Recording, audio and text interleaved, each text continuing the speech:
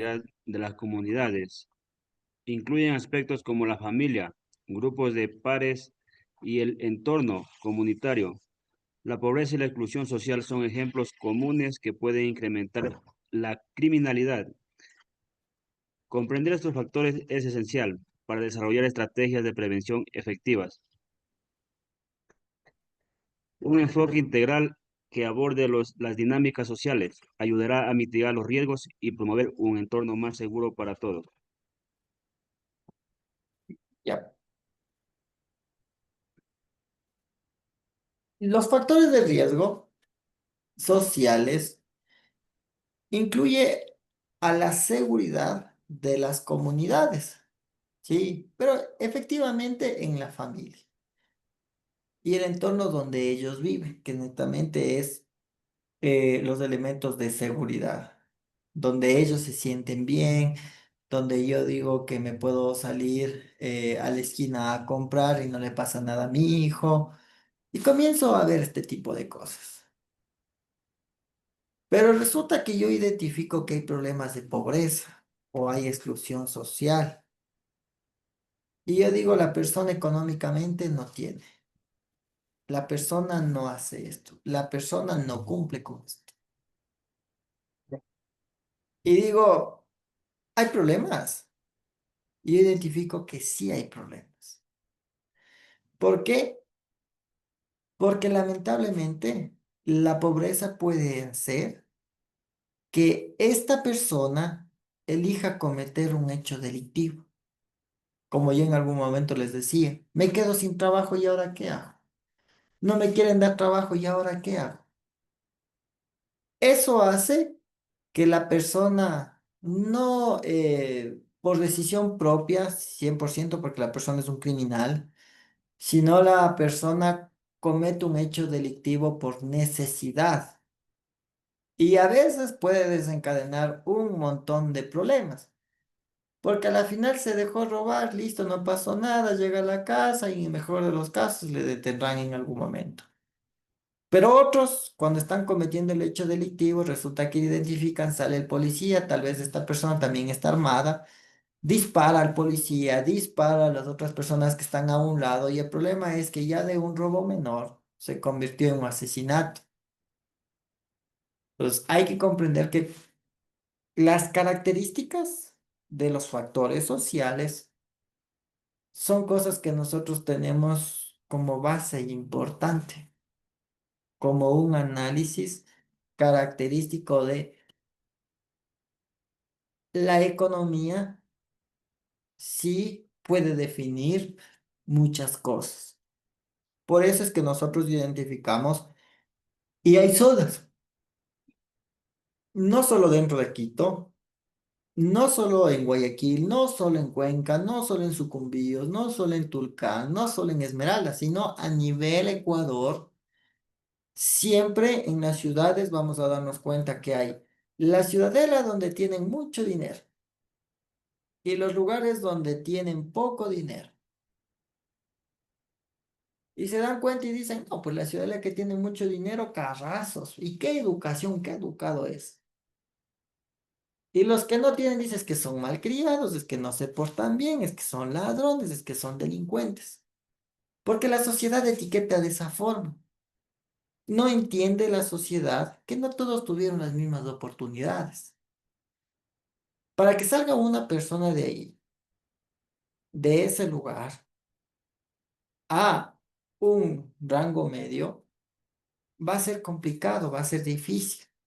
Porque viene sin herencia, viene sin educación, viene sin alguien que le haya guiado. Y resulta que alguien de ellos dice, no, pues yo quiero cambiar, yo quiero estudiar. Y comienza su lucha por un estudio. Comienza su lucha por cambiar una vida. Y logra salir esta persona y esta persona hace que su demás descendencia comience la misma vida. Que son factores que nosotros entendemos que sí nos sirven. El papá abogado, el hijo abogado, el tío abogado, el sobrino abogado y es una familia de abogados. Pero alguien se atrevió a romper con eso. Alguien en algún momento dijo, no, yo no quiero ser jornalero, yo quiero ser abogado. Alguien en algún momento dijo, no, yo no quiero ser operador de máquinas, se me ocurre. Yo quiero ser escritor. Y resulta que se pone a escribir. Alguien dijo, no, yo no quiero ser médico, yo quiero hacer teatro. ¿Por qué? Porque los temas de elección para una vida sí pueden inclusive influir. Hay personas que, por ejemplo, están siguiendo una carrera educativa que no les gusta, por obligación del padre, por obligación de la madre, porque el tío era esto, porque el abuelito era esto. Y resulta que llega a graduarse de psicólogo, psicólogo de esos, pero que nosotros decimos a ser el mejor del mundo. Y resulta que el psicólogo en el día es psicólogo y en la noche es asesino. ¿Por qué? Porque en el día le toca trabajar en su profesión y en la noche tiene que desestresarse de alguna manera y busca algo que haga que a su cuerpo en realidad le dé el resultado de esta motivación. Hay personas que son abogados y también estafan, también roban, también cumplen con otros delitos. ¿Por qué? Porque en algún momento no les gustó su carrera, pero identificaron que se hace plata y comenzaron a ver cómo se trabaja, cómo se analiza. A veces dar eligiendo las carreras a los hijos no es lo más correcto. De hecho, nunca ha sido bueno. Mucha gente me dice, es que, profe, mi hijo se va a equivocar. Y el hijo quiere ser actor, quiere ser músico.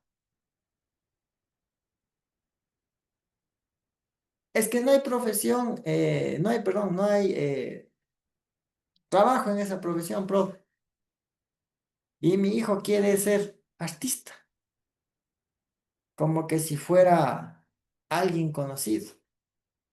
El día de hoy los medios tecnológicos han hecho que esta parte se pueda cumplir. Nosotros decíamos en el 2014, 2015, hacer un video en YouTube, qué vergüenza. Poco aparecía todavía estas plataformas de streaming o de TikTok o de cualquier otro. El día de hoy, cualquier adolescente se graba haciendo cualquier cosa y se vuelve viral. Lo que necesitamos es que se vuelva viral. Hay personas que en su vida han sabido expresarse, no tienen ni oratoria, pero comenzaron a buscar y decían, no, pues yo quiero ser conocido. ¿Cómo me hago conocido? Por YouTube. Y comienzan en YouTube y en YouTube y en YouTube y comienzan a ser conocidos tanto que les tocó aprender oratoria, dialecto. Y decimos, es que sí se puede cumplir. El problema es que nosotros hemos venido de una sociedad donde hemos estado acostumbrados solo a fracasos.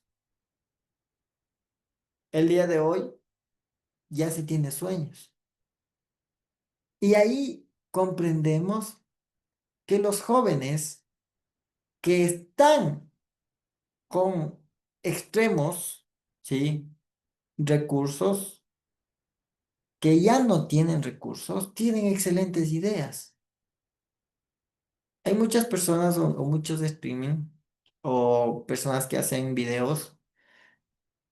Desde su pobreza lo que han cogido es el celular que les ha dado la mamá o el papá, se han comenzado a grabar videos haciendo cualquier cosa y el día de hoy son famosos. ¿Por qué? Porque ese mundo es muy amplio. Han roto con esa tradición, han roto. ¿El apoyo de quién? El apoyo de la familia. Pero resulta que si la familia no les apoya, ¿saben qué va a pasar? Este futuro creador de contenido nunca se dé. Y resulta que diga, pero si no me dejaron hacer que es mi sueño, que era grabar videos, ¿y para qué voy a estudiar? Encima plata no tenemos. Ir a la universidad me queda muy lejos, no me queda ni para el almuerzo, no tengo ni para el desayuno, tengo que ir a pie. Un solazo que está haciendo o una lluvia que me cae, ¿para qué? Y resulta que llega la oportunidad y esta oportunidad es robos, asaltos, extorsiones, asesinatos, sicariatos. Y la persona que iba a llegar a ser youtuber, a la final no llegó siendo youtuber, sino terminó siendo un buen asesino, un buen sicario. ¿Por qué? Porque nosotros tenemos aquí la pobreza, pero la falta de apoyo para que pueda llegar a cualquiera de estos lados, no hubo.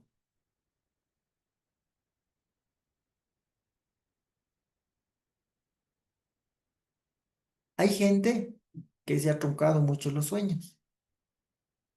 Y he visto abogados que dicen, me va bien en la vida, pero hubiese querido ser pintor.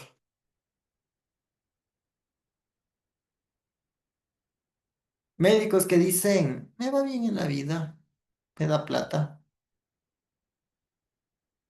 pero hubiese querido ser músico. Y conozco a muchos músicos que dicen, lo tengo todo en la vida, es lo que siempre soñé. Y vos ves su vida, no tienen un trabajo en el cual ganen 2.000, $3.000, les contratan, no les contratan, pero hicieron su pasión, hicieron su sueño. Y comenzaron a arraigar eso en sus hijos. Y resulta que el hijo dijo, bueno, pues si mi papá pudo ser cantante, pues yo quiero ser médico. Y esta persona comienza a analizar el sistema, comienza a ver.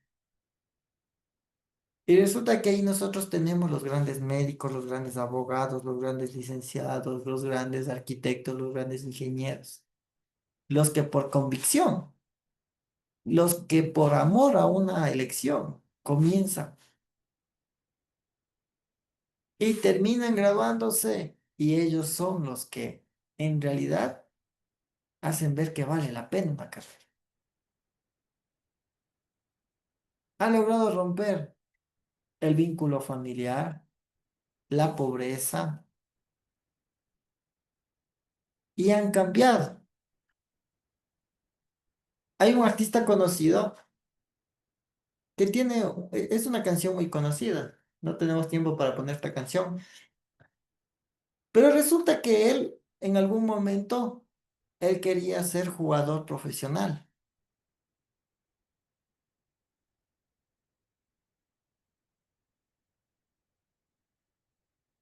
Nadie le apoyó.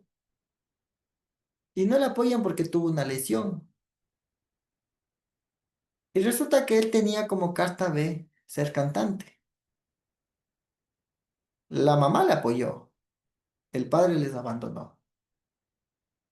Y la madre comenzó y comenzó y comenzó a apoyarle y el hijo comenzó y comenzó. El día de hoy es uno de los grandes cantantes del mundo. Y tú le preguntas a él, ¿siempre quisiste ser cantante? Y él te dice, mi sueño fue ser beisbolista, pero mi otro sueño fue ser cantante, con lo que yo puedo apoyar a las personas. ¿Por qué? Porque a veces la vida te va a dar opciones. No siempre va a poder la persona llegar a hacer lo que quiso, producto de la pobreza, y es un problema que nosotros tenemos aquí en el Ecuador. Las personas les va a tocar hacer algo, algo de lo que le queda a la madre, algo de lo que le queda al padre. Es que mi hijita no nos alcanza para medicina, ¿cuál es otra carrera que quiera seguir?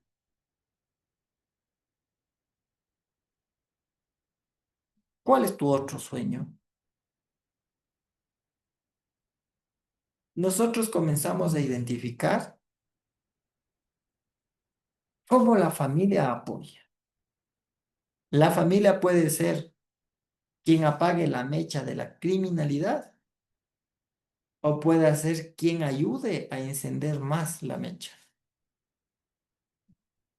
¿Y por qué nosotros hablamos de una mecha y no de un explosivo del momento? Porque la persona se guarda eso hasta que en algún momento sale.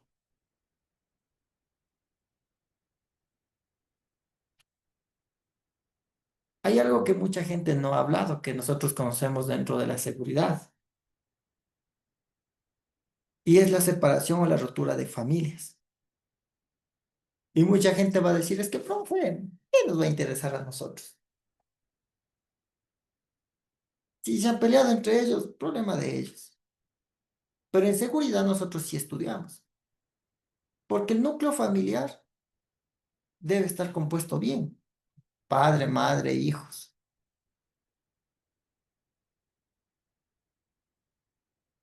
Los tipos de familia, nosotros tenemos problemas de acuerdo a la estructura. Existen un montón de tipos de familia. Pero resulta que cuando el hijo no siguió lo que le gustaba, le abandona al padre, le abandona a la madre. Es que el papá le obliga a estudiar algo que no es. Y resulta que la chica tiene por ahí un noviecito. Y el noviecito facilito va y le embaraza. O por ahí tuvo las malas amistades, unas malas decisiones. ¿Por qué? Porque existen malas cosas que como familia también estamos dando unos problemas.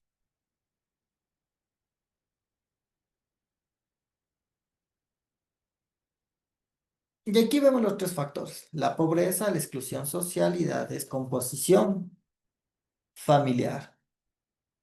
¿Alguien que me dé dando lectura a pobreza, por favor? ¿Alguien que me dé leyendo?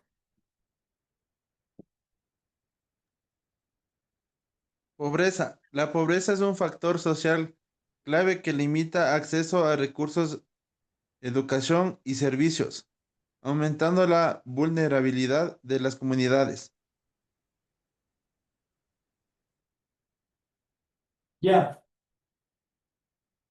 La pobreza es uno de los problemas que nosotros tenemos identificado, como yo les decía, ¿no? Como yo les contaba. No nos alcanza para algo. No sé si ustedes se han dado cuenta en algún barrio que sea un poquito peligroso, que hay la persona que consume droga y que se acerca a usted y dice, deme para un pancito. ¿Por qué? Porque no ha llegado la persona a poder sobresalir de este factor. Tiene para la droga, pero no tiene para comer. Tiene para la droga, pero no puede sobresalir. Hay personas que les cega mucha en la frente la palabra pobreza y tienen un lema: es que soy pobre, es que somos pobres, es que no tenemos, mijito. Y hay personas que viven en la pobreza y llegan lejos. ¿Saben cuál es la diferencia? La forma de pensar. Si yo trabajara con la forma de pensar de las personas, haríamos que este Ecuador cambie, porque eso es parte de la seguridad. No es lo mismo la mentalidad de, es que mi hijo no tengo. No hay cómo darte de estudiar, porque al final vos que yo no gano. A una familia que no tenga y que la madre y padre diga, ve, mi hijo, no tenemos para darte una carrera en una universidad privada, pero hay la central, pero por medio de la prueba de la CENESID, pues pueden salir evaluados en cualquier lado. Tú estudia y nosotros luchamos para ver cómo hacemos. A pesar de no tener los recursos, algún día te vas a graduar.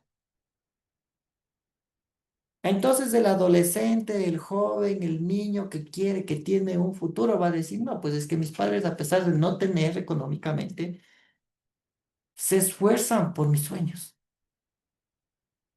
Y ahí nosotros tenemos los hijos agradecidos,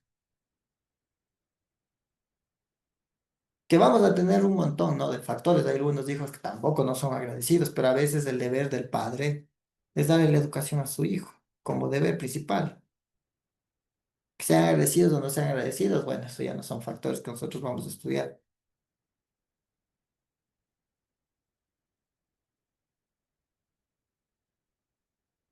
En los mismos lugares donde estudien se ve la pobreza.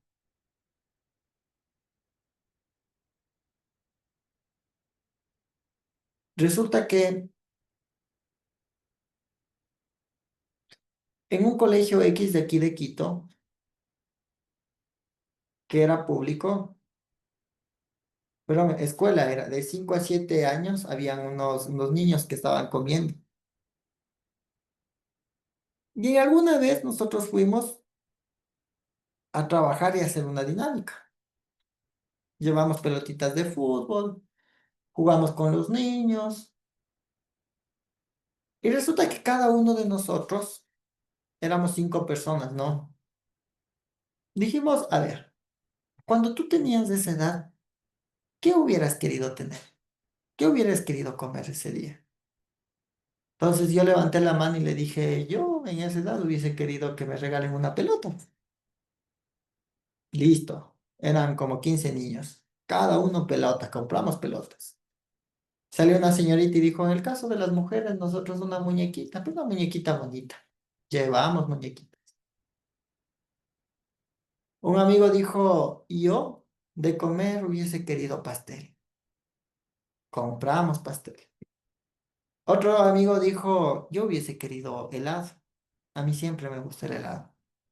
Compramos un helado. Y otra persona dijo, para completar, una Coca-Cola, pero de la marca Coca-Cola. O sea, no quiero yo de la marca Bicola, yo no quiero, no, yo quiero la marca Coca-Cola porque esa marca yo no tuve. Y nosotros comenzamos a estudiar dentro de nosotros como personas, nosotros mismos, y decíamos, esto nos hizo falta a nosotros. Y cuando yo le hice la pregunta a uno de mis compañeros, decía, pero ¿por qué quieres pastel? Cuando yo tenía 7 años, mi padre no tenía para darnos un pastel.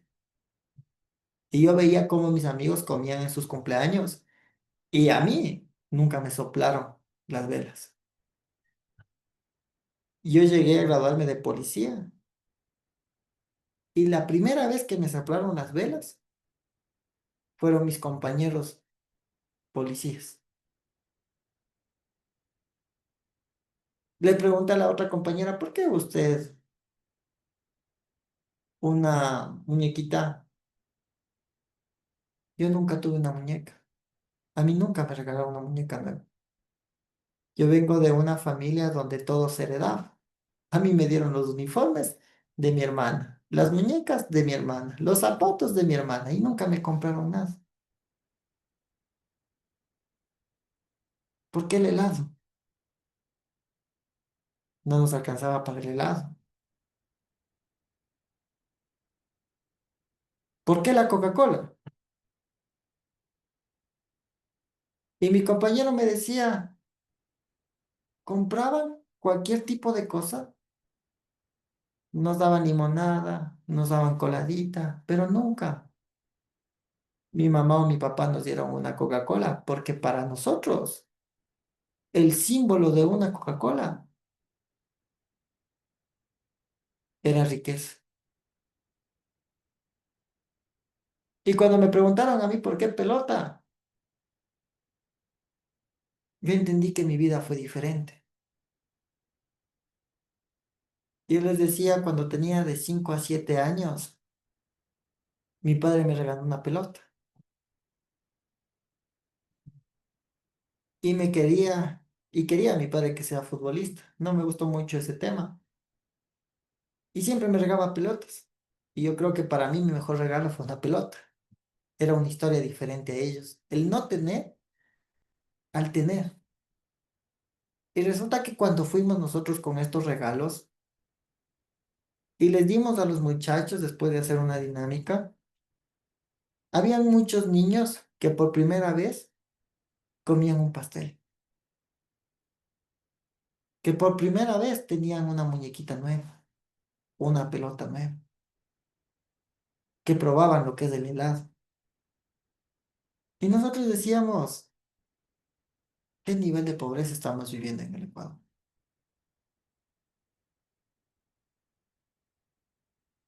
La falta de acceso a muchas cosas. Yo creo que si nosotros nos ponemos de acuerdo hoy y decimos cada uno vamos a aportar para llevar a personas de escasos recursos algo, lo vamos a hacer. Pero si nosotros miramos dentro de nosotros, decimos, ¿qué nos falta a nosotros? Tal vez nos faltó muchas cosas. Tal vez a nosotros mismos nos fallaron. Pero yo siempre digo, ¿no? De todo lo malo hay que ser agradecidos. ¿Saben por qué? Porque sus padres hicieron un buen trabajo con ustedes. A pesar de la falta que hubo en casa, a pesar de las equivocaciones, sus padres formaron buenos profesionales. Hoy están donde están, ¿por qué? Porque sus padres en algún momento no dejaron que se vayan por otro camino. Y ese es el mejor trabajo de prevención que nosotros tenemos. Tal vez ustedes digan, usted, profe, porque a la final, usted a la final tiene lo suyo, tiene una vida hecha. Ustedes también tienen lo suyo, tienen una vida hecha. Me doy cuenta que aquí la mayoría son entes de seguridad, nombramientos, pero queremos superarnos más. Queremos cumplir un sueño. Algunos será para ascensos, otro por ego, otro porque quieren trabajar, pero todos tenemos el sueño.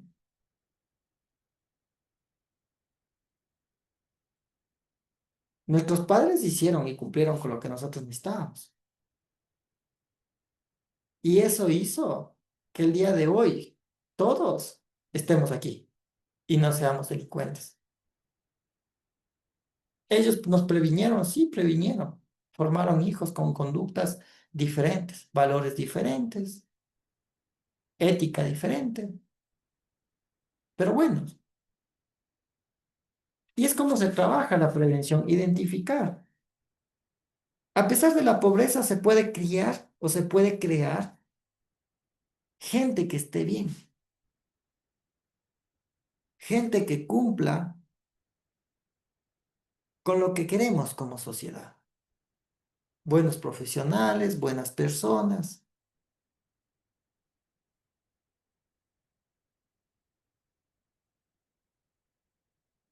Hay cosas que son difíciles, como la exclusión social. La exclusión social es una de las problemáticas que nosotros tenemos en niños y en adolescentes.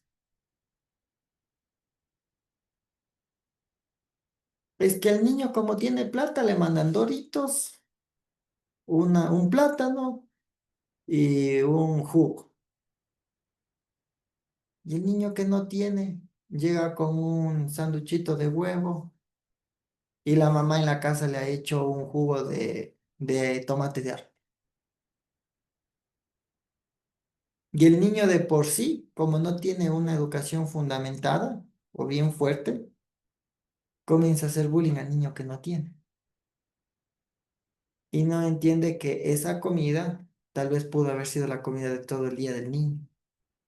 O que su madre o que su padre puso el mayor esfuerzo para mandarle esa comida para que al hijo no le falte.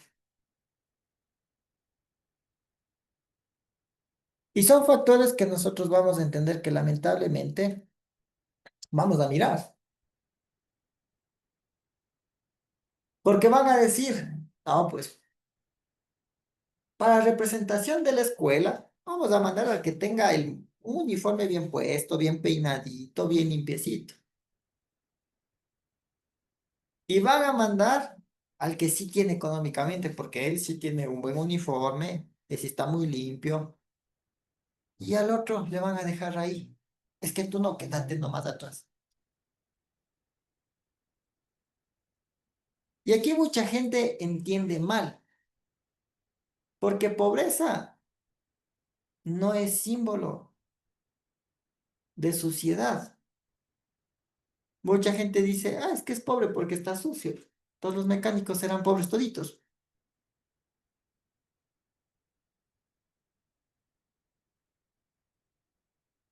A veces la gente dice, es que porque es pobre está sucio. No, no es así.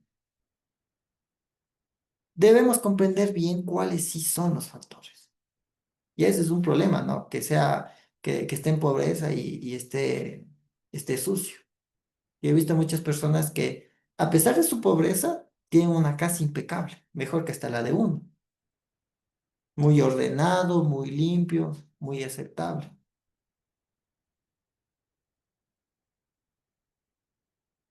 Y eso produce la exclusión social. Preguntan, ¿dónde vives? Oh, yo vivo allá donde es Aniñado.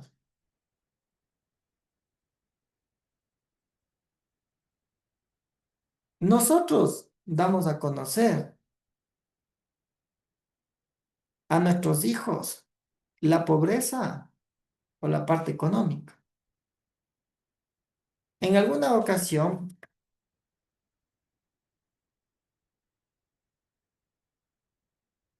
hubo unas dos niñas que se pelearon. Y estas dos niñas que se pelearon, la una le había dicho a la otra que dónde vive. Y esta niña le había dicho que vivía en unos conjuntos. Muy aceptable, muy bien, ¿no? Y esta otra niña le había dicho, yo vivo en un edificio. Y todos nos damos cuenta, ¿no? Un edificio, vivir en un edificio es una belleza. Pasa el tiempo y a la niña que vivía en el conjunto le mandaban galletitas, bueno, todo de princesa, digamos así. Todo. Marca muy buena, Super Maxi, algo así era el tema. En cambio, a la niña que vivía en el edificio le mandaban huevito frito, pancito, manzana cortada, juguitos en los, eh, bueno, en donde se les manda el juego, se me olvidó la palabra.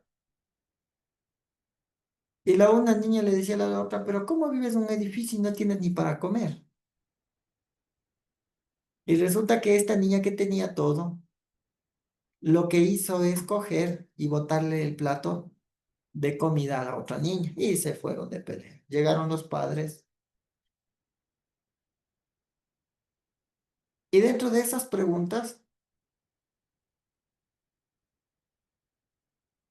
se identificó que sí, que la persona que vivía en el conjunto vivía en una parte norte y tenían mucho dinero los señores. En cambio, la niña que vivía en el edificio, no es que se haya ido a vivir en un edificio, como nos damos cuenta, ¿no? De 8, 10, 15 pisos, sino era en una casa de 3 pisos y vivían en la azotea, en la parte superior. Claro, la niña decía que era edificio porque le tocaba subir un montón de gradas.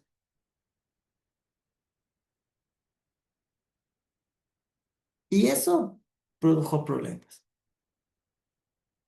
Produjo tantos problemas que a futuro esta niña pasó bullying. Y comenzaron a hacer tantos problemas que incluso una de ellas le llegó a querer envenenar. ¿Por qué? Por el producto de este bullying. Y aquí nosotros nos damos cuenta algo, la descomposición familiar. Alguien que me dé dando lectura, por favor, de la descomposición familiar.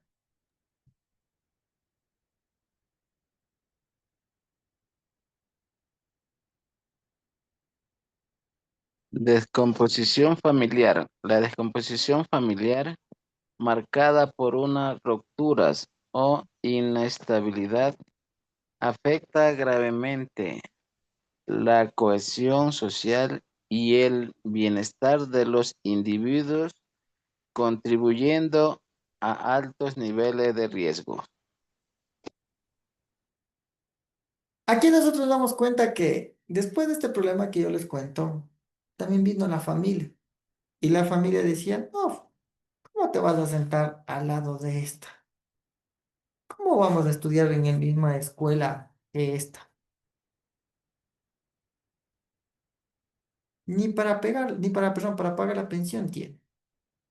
Y le comenzaron a introducir ideas a esta señorita de cosas que no son, la descomposición familiar. Marcado, ¿por qué? Por rupturas o por inestabilidad.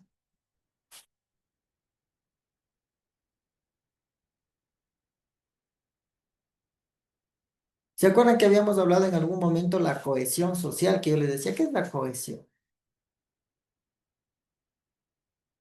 La cohesión social, para que recordemos bien, es un conjunto de actitudes, de vínculos,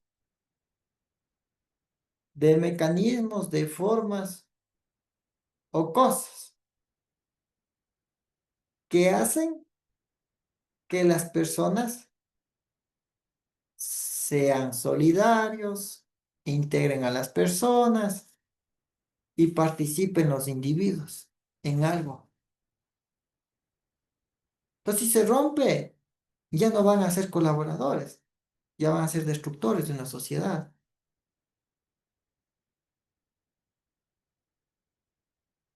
Y no solamente van a influir dentro de ellos, van a influir afuera, a las demás personas. ¿Se han dado cuenta que se pelean los estudiantes de colegio por las notas? Se pelean. ¿Por qué? Porque dicen, ah, es que somos de este colegio, el mejor puñete gana y ¡pac! Se dan puñetes. De la nada. Y llegan a la casa sangrando. ¿Qué pasó, mijito? Me pegué con el colegio tal. ¿Ganaron o perdieron? ¿Ganan qué? Bien, dijo. La descomposición familiar. Llega la niña con el ojo morado. ¿Qué pasó, mijita? Me caí de las gradas. Bueno, mijita. Cuando el novio fue el que le pegó. ¿Por qué? Porque en su momento también el padre le pegaba a la madre. La inestabilidad. Le tienen de colegio en colegio, de lado en lado. No puede llegarse a concentrar en un solo lugar. No puede hacer amistades de una sola vez.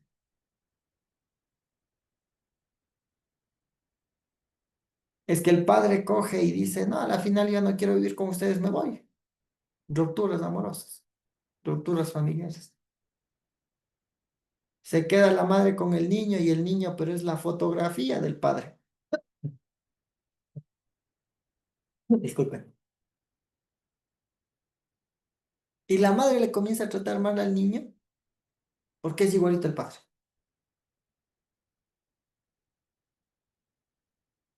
Comienza a sembrar odio, comienza a sembrar rencor. Encuentra las amistades en la droga, en las malas amistades, en la extorsión, en el sicariato, en el asesinato. ¿Por qué? Es que yo no sé por qué mi hijo está consumiendo. Le ha preguntado a su hijo qué le pasó antes de consumir.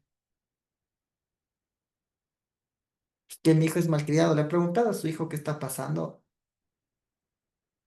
Es que, profe, no somos psicólogos. Sí, pero el problema no es su hijo, el problema es usted. Cuando se llega a identificar y nosotros decimos, la primera vez que consumió su hijo fue cuando usted llegó borracho y le pegó. La primera vez que su hijo consumió fue porque se separó de su esposa y no pensaron en él. Nunca le dijeron nos vamos a separar, porque separarse no está mal, ¿no? Mucha gente dice, no, es que entonces para que mi hijo esté bien, no nos separemos hasta que sean mayores de edad y nosotros nos vamos. No, hay que decir la verdad a los niños. Tampoco ustedes van a poner la vida de ustedes, porque un adolescente o un joven esté supuestamente bien. Hay parejas que estando juntos viven un infierno y hay parejas que estando separadas son las mejores del mundo. Pero hay que explicarle al niño por qué, a ver cuál fue el problema, por qué se quieren separar, hacerles entender, darles un tiempo y producir la separación. No así nomás. O tal vez el niño tuvo una ruptura amorosa, se enamoró por primera vez.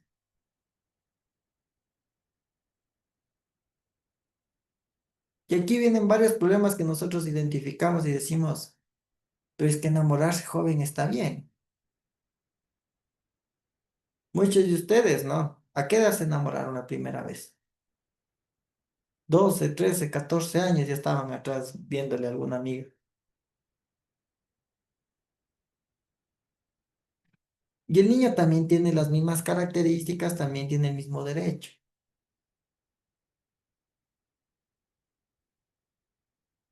Y resulta que el padre dice, no, es que no puedes tener novia, no puedes tener novia hasta los 18. El niño o la niña va, se enoja, ¡pac!, embarazada.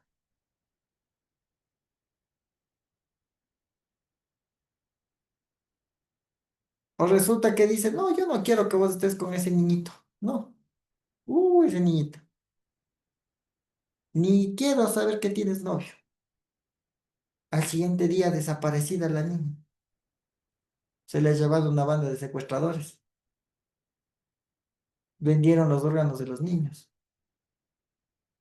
Les llevaron para prostituirse en otro país o en este país por no aprender a escuchar como padres. El primer problema que nosotros tenemos es la familia. Una buena familia va a estar bien. Una mala familia va a producir que los niños también estén mal. No solamente la familia, sino también los niños.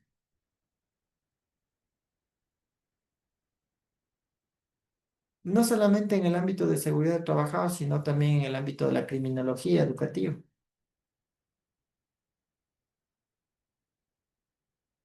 Y he logrado entrevistar a algunos niños sicarios. Y la primera vez que yo lo entrevisté a alguno de ellos, decía, mi madre y mi padre se separaron. Aquel día sentí un dolor muy fuerte. Salí y quería correr porque tenía tanta fuerza, quería llorar y quería hacer muchas cosas. Nunca pensaron en mí. Aquel momento tenía un amigo. Le conté lo que me estaba pasando. Me dio una pistola y fue la primera vez que maté a alguien.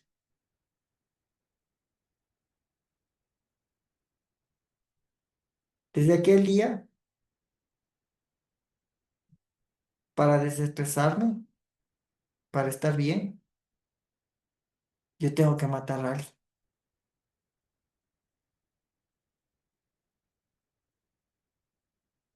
Y nosotros entendemos, la descomposición familiar produjo que nos dé un sicario aquí en el Ecuador, nos dé un asesino. Son factores que lamentablemente existen.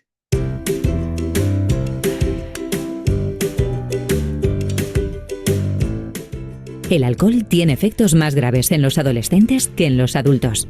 Tu cerebro se está desarrollando y el alcohol te ocasiona problemas de memoria, planificación, toma de decisiones y aprendizaje debido al etanol que contiene, que te hace reaccionar más lentamente, no coordinas, caminas, ves y hablas mal y te puede aparecer sueño y cansancio. Con el paso del tiempo, por beber de forma muy elevada y en cortos periodos de tiempo, pensamos que no pasa nada. Pero, por ejemplo, te vas haciendo más violento en casa, en la calle, con los educadores, sin darte cuenta. En tu cuerpo se producen más cambios como acné, grasa corporal, problemas en el crecimiento y en la maduración sexual. Si te gusta pasarte con el alcohol, tienes motivo para preocuparte y riesgo de pasar a dependencia o a tener enfermedad alcohólica. Su consumo, además, suele acompañarse de la toma de otras drogas. Otro riesgo es que al creerte invencible, esa euforia te lleva a practicar sexo sin protección con las consecuencias que conlleva: embarazos no deseados, infecciones de transmisión sexual o VIH-Sida e incluso problemas de disfunción eréctil. Al igual que al conducir o subir al vehículo de alguien que está bebido, aumentan los accidentes de tráfico o puede llevarte a la muerte. Sabemos que harás lo que quieras porque eres adolescente o joven, pero puedes decidir qué es lo que te conviene. Empecé a beber porque me hacía sentir mayor. Pero me gusta ser como soy. Pensé que me hacía parecer más interesante. Sé que soy igual de interesante y divertido. Me gustaba beber, o eso creía. No me gusta su sabor ni el efecto que produce en mí. Cuando me pasaba bebiendo, al día siguiente estaba muy mal. Ahora puedo disfrutar de la noche y del día siguiente. Lo necesitaba para hablar o ligar.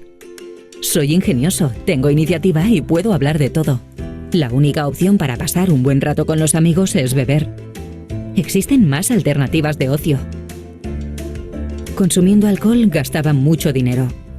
Ahora que no bebo, dedico el dinero a las cosas que realmente me gustan. Yo bebía en las fiestas porque todos lo hacían.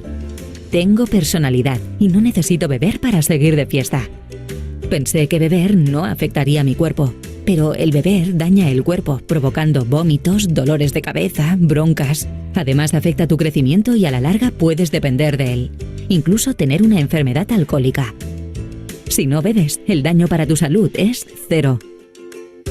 Yo creía que podía llevar un vehículo, que estaba fresco al volante, que controlaba.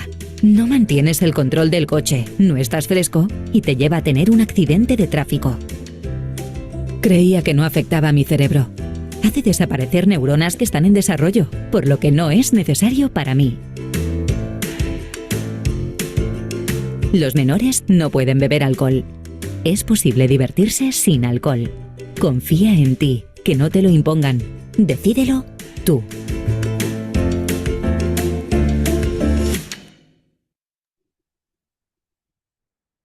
Este ha sido uno de los videos que nosotros vemos explicativos para lo que es la prevención, en este caso de drogas y otros tipos a adolescentes, porque la prevención en adolescentes es fundamental. En adultos también vamos a ver, pero siempre identifiquemos desde los adolescentes. Sí, siempre en los adultos también vamos a identificar y vamos a saber cuáles son los problemas que tuvieron de jóvenes, que tuvieron de adolescentes para que el día de hoy estés en donde están. Vamos a ver los factores de riesgos institucionales. ¿Saben que me dé dando lectura, por favor?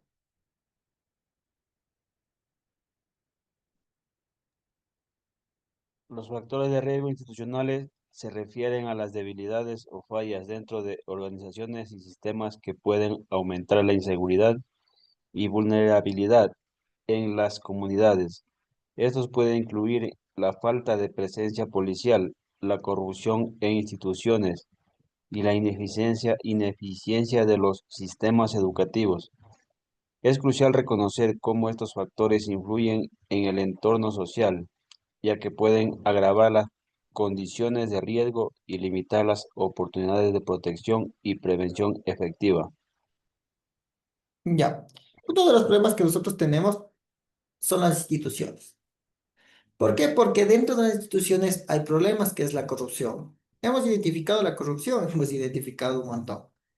Pero vamos a pasar específicamente a un área que es el Servicio Nacional de Adultos Infractores, que es el SNAI, donde es el tema penitenciario. Cuando usted vaya a pintar, que ya tenga toda la pintura preparada. Nosotros vemos ahí e identificamos que lamentablemente existe una corrupción que opera desde el guía, el militar, el policía, los funcionarios. Es donde nosotros más podemos identificar, pero ahí también identificamos que, por ejemplo, fuera de eso, la policía existe, sí existe, fuera de la policía existe.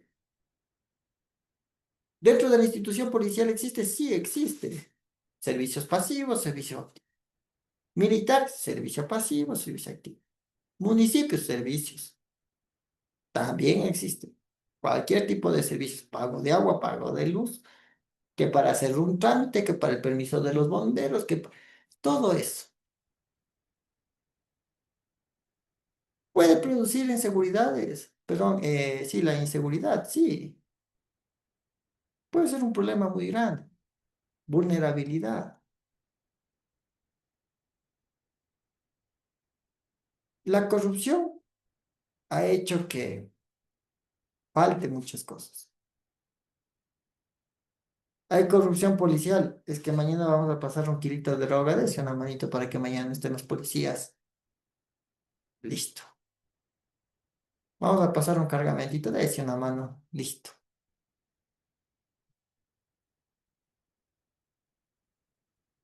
Agravan que las condiciones.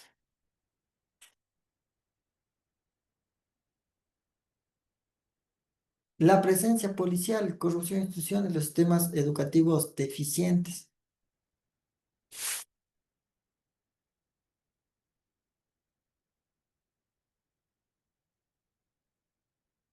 Ahora, vamos a pasar a ver la interacción de riesgos. Alguien que me ayude con la lectura.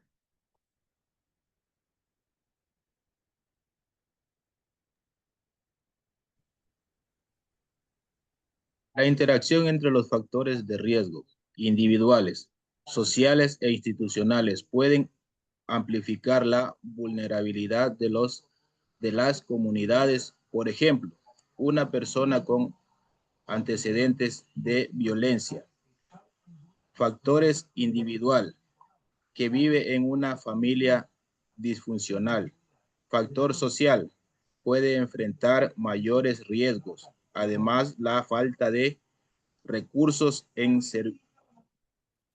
servicios sociales, factores institucional pueden dificultar el acceso a la ayuda necesaria. Comprenden estas institucionales e crucial para desarrollar estrategias efectivas de prevención y fortalecimiento comunitario. Listo. Interacción entre los factores. Quiere decir que los factores todos se conectan, todos se conjuntan. Y ahí nosotros decimos, una persona con antecedentes de violencia intrafamiliar, el típico que pega a la mujer. Vive en una familia disfuncional. ¿Qué es una familia disfuncional? Que están, no están, a veces sí, a veces no, que se va, que regresa, que está en esas, que es un factor social. ¿Pueden enfrentar riesgos? Claro que van a enfrentar riesgos. ¿Cuándo van a enfrentar riesgos? Cuando el señor regresa y le mete puñetes a la señorita porque no cocinó bien. Y después se va. Le perdona, regresa otra vez. Otra vez. Y decimos falta de recursos sociales o servicios sociales. Porque la chica no entiende que ser golpeada no es correcto. No tiene quien le guíe. No hay psicólogo que esté cerca. No hay familia que esté cerca. No hay nadie que esté cerca. La comunidad no ayuda. Prevención no ayuda. Y siempre va a ser esa matriz, hasta que en algún momento la chica esté muerta. O a veces no entienden que está mal. Han escuchado esa frase que dice, aunque pegue y mate, marido es. El día de hoy ya no es esa frase. Ahora si es que pega y mata, preso está. Antes era esa frase hace muchos años. ¿Por qué? Porque el acceso a la educación ha hecho que las personas comiencen a entender. Y hay algo que es chistoso, ¿no? Porque todo el mundo comienza y dice, es que la igualdad de género, no es igualdad de género, señores. Es equidad de género. Ni siquiera entre nosotros hay igualdad, porque tal vez Don Vélez sea más fuerte, Don Olaya sea menos fuerte, Don Ayoví más alto. Don Ambuludí tal vez sea más grueso. Y si nos ponemos a pelear, unos serán más dinámicos, otros karatecas, otros boxeadores, y cada uno sale de una forma, pero no somos iguales. Hay la equidad de género. Eso sí es. He escuchado en marchas que dicen es que la igualdad de género, y resulta que la igualdad de género no existe. Es la equidad de género.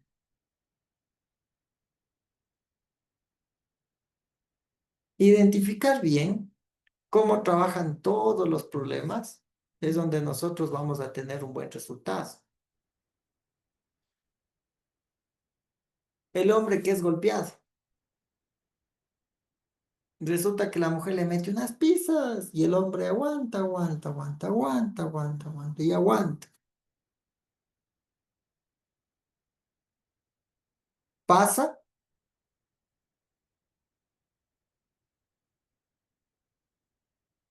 y resulta que va a denunciar. Y dice, no, yo voy a denunciar porque al final mi mujer es la que me está maltratando.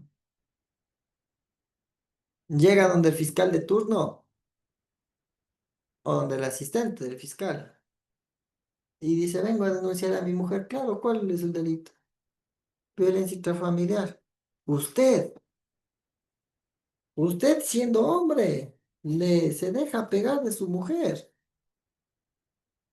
y se le comienzan a burlar. Un factor institucional. Porque todavía el machismo está demasiadamente arraigado a que el hombre sea el que pega a la mujer y no que la mujer sea el que le pega al hombre. Y es por eso que a veces el acceso a la ayuda que se necesita no llega ni en los hombres ni en las mujeres en estos casos. De ahí vamos a ver un montón de casos.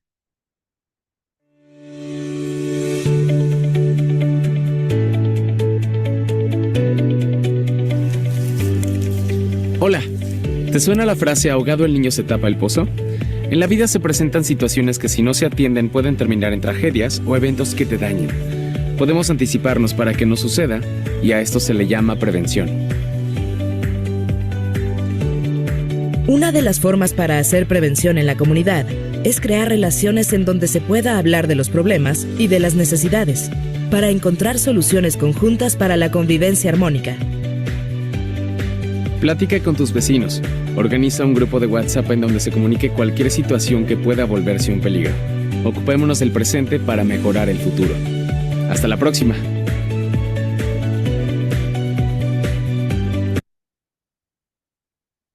Listo, vamos a ver los marcadores y las herramientas que tenemos, por favor. Alguien que me vaya dando lectura rapidito, tenga la bondad.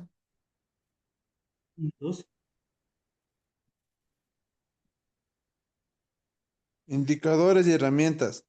El diagnóstico de riesgos es esencial para comprender y prevenir factores que afectan la seguridad ciudadana. Consiste en identificar amenazas, vulnerabilidades y evaluar el contexto social. Utilizar indicadores confiables permite medir niveles de riesgo de manera efectiva, facilitando así la planificación de acciones preventivas. Herramientas como encuestas, análisis de datos y mapeo son cruciales para recolectar información que contribuye a crear un panorama claro y fundamentado de la situación en la comunidad. Con el diagnóstico que nosotros hacemos, vamos a identificar bien cuáles son las problemáticas para poder entender de acuerdo a los sectores cuáles son los delitos más comunes que se cometen. Y ahí nosotros identificamos qué es una amenaza, que yo ya les había dado un texto de qué es amenaza, qué es una vulnerabilidad. Debemos evaluar el contexto social, como yo les decía, no es lo mismo que yo viva en una zona que sea adinerada, a una que exista total pobreza o media pobreza, o sea, una calidad media o media alta, no es lo mismo. No es lo mismo que yo diga, a ver, vamos a evitar la pobreza aquí, vamos a trabajar con la pobreza y resulta que ellos son adinerados. ¿Cómo vamos a trabajar? Entonces, yo debo identificar bien cuál es el contexto social. Y yo pongo indicadores confiables. Si el día de hoy existen 20 robos, el día de mañana yo puedo reducir a 10. Si yo logro bajar 10 en un día, su trabajo está haciéndose al 1000%. Lo máximo que yo puedo bajar en el día sería un hito. Al segundo día, con uno que se mantenga la cifra y está bien. Al tercero que ya baje a 2, estamos bien. En la primera semana que ya no existan 3 robos, ya de 20 que existían que bajen a 17, estamos trabajando. Y así nosotros vamos a trabajar en delitos.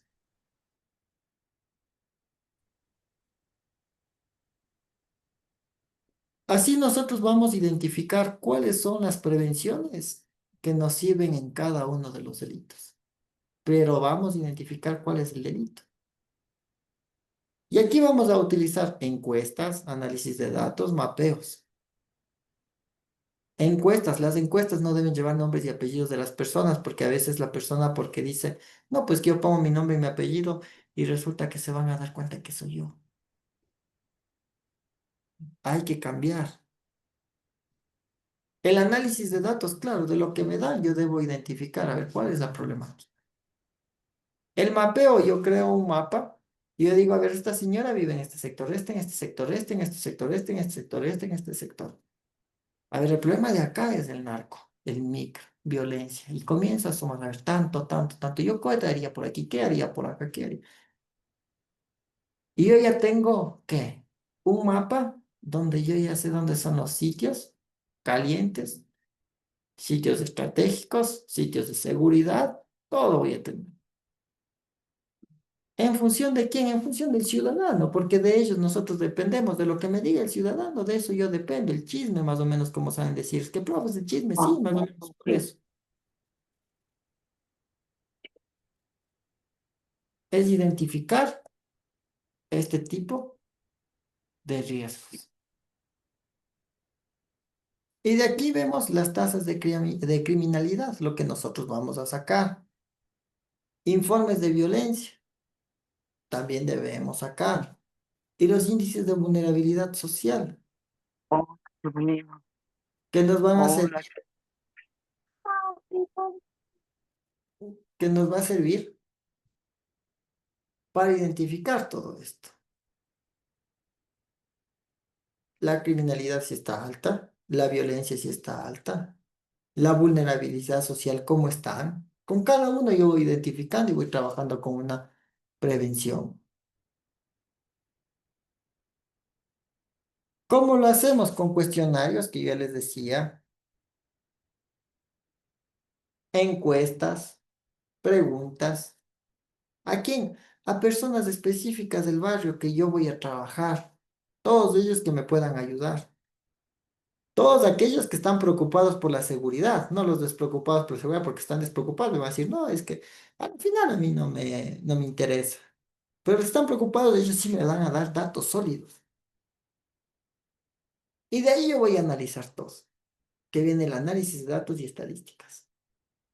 Yo voy a sacar todo lo que es una estadística y voy a hacer el mapeo que yo les decía, por dónde yo saco, por dónde yo focalizo.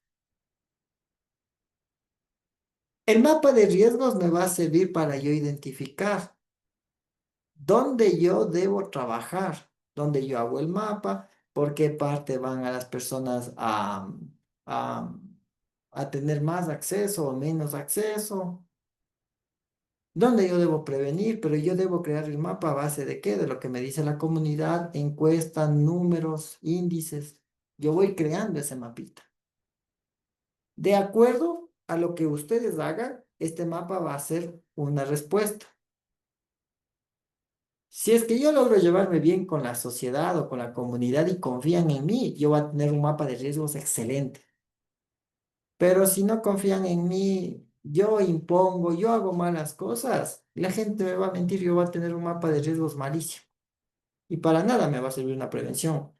Pero si yo logro conectar con la gente, hablar con la gente, trabajar con las personas, hacer este análisis, resulta que ellos me van a hacer que mi papa de riesgos sea real, sea 100% real. Yo siempre les he dicho, el que trabaja en seguridad debe no dejarse querer. Como saben decir, es que hay que dejarse querer. No, yo no creo que es dejarse querer, sino hacer sentir a las personas que lo que buscamos es que una seguridad funcione dentro de una comunidad. Que nosotros tengamos nuestro trabajo y ellos tengan el acceso a la seguridad, que es importante.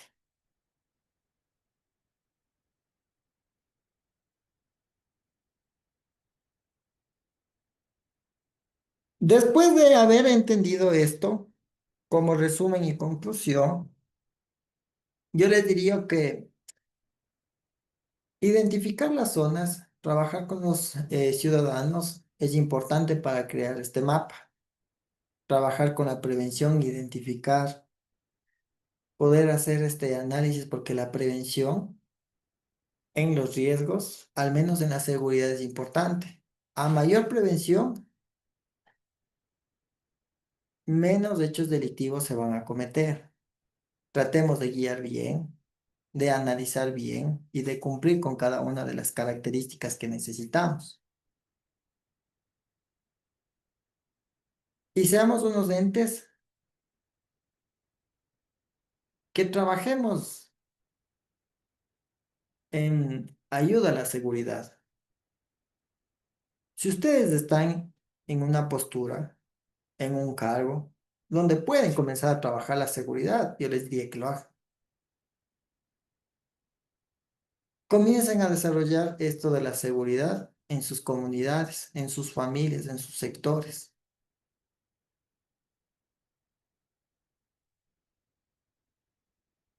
Apliquen en sus trabajos. Comencemos a hacer estos análisis.